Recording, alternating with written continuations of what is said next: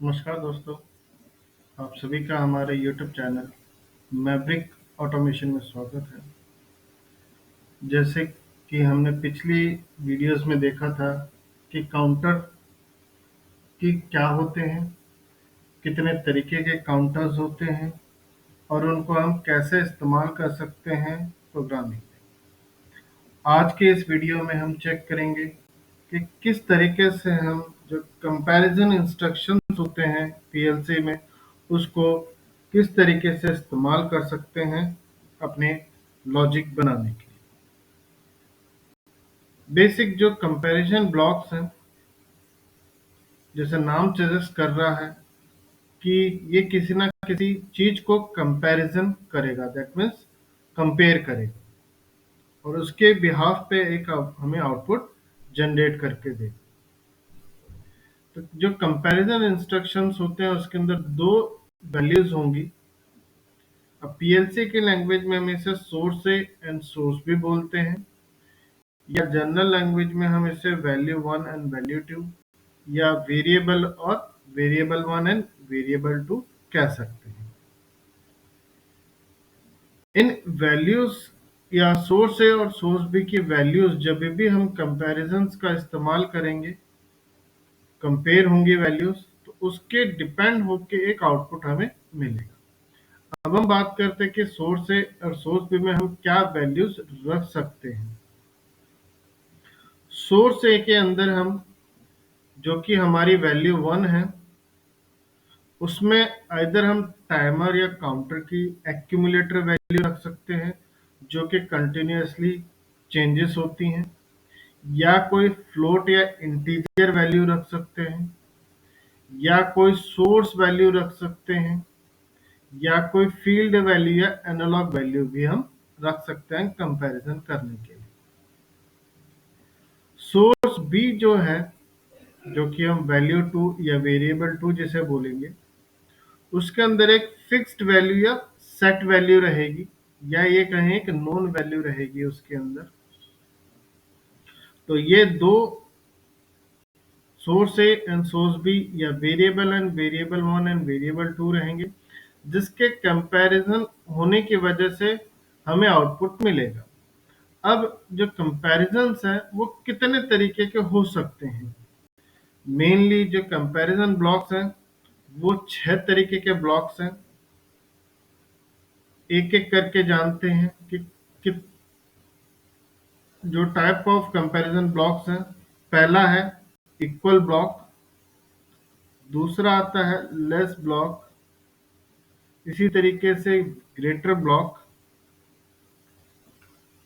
Less equal block, greater equal block, not equal block and limit block. तो ये 6-7 तरीके के बेसिक कंपैरिजन ब्लॉक हैं जिसको हम अपने प्रोग्राम में इस्तेमाल करके किसी दो वैल्यूज को हम कंपैरिजन करके आउटपुट जनरेट कर सकते हैं। Let's start with equal block. जैसे नाम सजेस्ट कर रहा है इक्वल, दैट मीन्स जब variable one and variable two या source A is equal to source b, or we can say value 1 is equal to value 2, तभी इसकी कंडीशन वैलिड होगी और ये हमें एक आउटपुट जनरेट करके देगा या हाई करेगा। लेट सपोज कि सोर्स ए की वैल्यू 1 है एंड सोर्स बी की भी वैल्यू 1 है, तभी हमें एक आउटपुट जनरेट करेगा। अगर ये दोनों वैल्यूज अनइक्वल है तो ये आउटपुट ऑफ कर देगा। इसी तरीके से लेस ब्लॉक है। लेस में जब value 1, that means source A की वैल्यू सोर्स बी से कम होगी, that is value 1 is less than value 2, तभी ये हमें आउटपुट हाई करेगा। जब जब वैल्यू ऑफ सोर्स ए की कम होगी सोर्स बी से, तब तब ये आउटपुट हाई कर देगा। लेट सपोज सोर्स ए की वैल्यू 0 है एंड सोर्स बी वैल्यू 1 है, उस कंडीशन पे आउटपुट हमें ऑपरेट मिलेगा। अगर दोनों ही वैल्यू इक्वल हो जाती हैं या एक वैल्यू ग्रेटर हो जाती है, सोर्स ए की value greater than source B रहती है, तो आउटपुट ऑफ रहेगा इस कंडीशन में।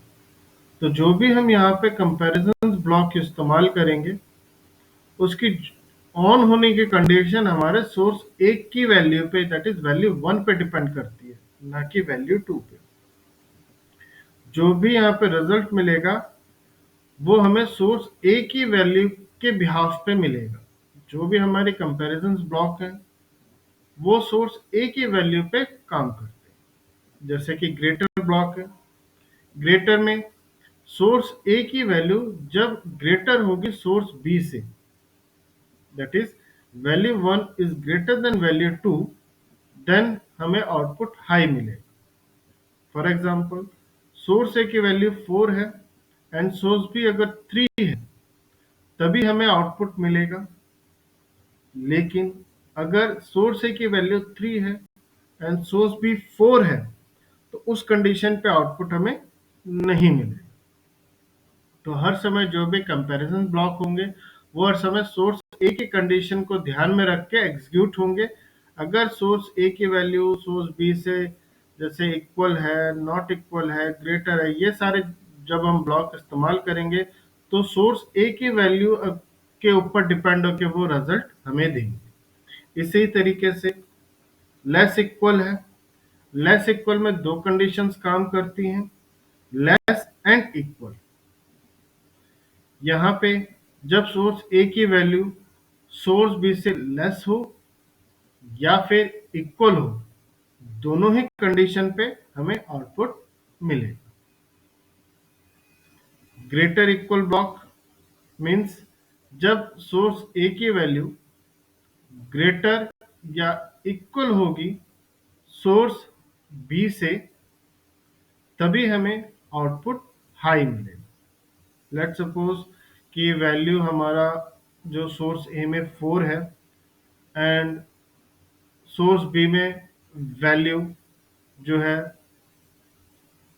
3 है, तो उस कंडीशन पे 4 is greater then 3, output operate हो रहा है। और अगर हम सोर्स ए की वैल्यू को भी 3 करते हैं और सोर्स बी की वैल्यू को भी 3 करते हैं, that is 3 is equal to 3, then उस कंडीशन पे भी ये हमें आउटपुट जनरेट करके देगा, ग्रेटर इक्वल ब्लॉक। इसी तरीके से नेक्स्ट इंस्ट्रक्शन आता है not equal. Not equal block में ये होगा कि जब सोर्स ए की वैल्यू सोर्स बी से इक्वल नहीं है, तभी ये आउटपुट हमें जनरेट करके देगा। When source A value is not equal to source B, then ही आउटपुट ये ऑपरेट करेगा। इफ सोर्स ए की वैल्यू सोर्स बी से इक्वल हो जाती है, तब यह आउटपुट को कट ऑफ कर देगा। मतलब कि एक पर्टिकुलर कंडीशन पे ही ये आउटपुट को ऑफ करेगा और बाकी सभी कंडीशंस पे आउटपुट को एक्टिव रखेगा। नेक्स्ट है लिमिट ब्लॉक। लिमिट जैसे नाम सजेस्ट कर रहा है कि एक लिमिट्स है इसके पास या एक बैरियर है कंपैरिजन कराने के लिए, जिसके अंदर दो वैल्यूज आती हैं, lower limit and higher limit, and एक है टेस्ट फंक्शन। इसमें आउटपुट तभी एक्टिव होगा जब हमारी टेस्ट की value lower and higher limit के बीच में होगी, तभी हमें आउटपुट एक्टिव मिलेगा, अदरवाइज आउटपुट ऑफ मिलेगा। लेट सपोज कि लोअर लिमिट 5 है, हायर लिमिट लेट सपोज 9 है, एंड उस कंडीशन पे हमारा टेस्ट लिमिट जो है वो 6 है। तो 6 जो है 5 एंड 9 के बिटवीन है, तो आउटपुट हमें ऑपरेट मिलेगा। लेकिन अगर टेस्ट की वैल्यू 4 है, उस कंडीशन पे 4 हमारा 5 से या 9 के बिटवीन नहीं आता, तो आउटपुट हमें ऑफ मिलेगा। तो ये कुछ कंपैरिजन ब्लॉक हैं। एक बार हम चेक कर लेते हैं। जो कंपैरिजन ब्लॉक है वो दो वैल्यूज को कंपेयर करेंगे और उनकी कंडीशंस के ऊपर डिपेंड होके हमें आउटपुट मिलेगा। सोर्स है, सोर्स बी में हम वैल्यूज जो है या तो हम डायरेक्टली काउंटर एंड टाइमर्स के रख सकते हैं, फ्लोट वैल्यू, एनालॉग या फील्ड वैल्यू रख सकते हैं। और सोर्स भी जो है एक तरीके का नोन क्वांटिटी होगा, या फिक्स्ड रहेगा वो, या सेट वैल्यू रहेगा कंडीशंस के बेसिस पे।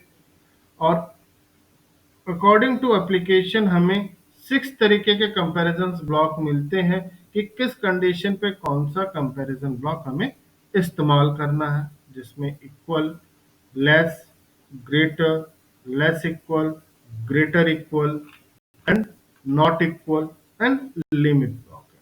तो डिपेंडिंग अपॉन कंडीशंस कि हमें किस तरीके के कंपैरिजन ब्लॉक का इस्तेमाल करना है, अपनी एप्लीकेशन के अकॉर्डिंग वो हम कंपैरिजन करके आउटपुट जनरेट कर सकते हैं। Thank you.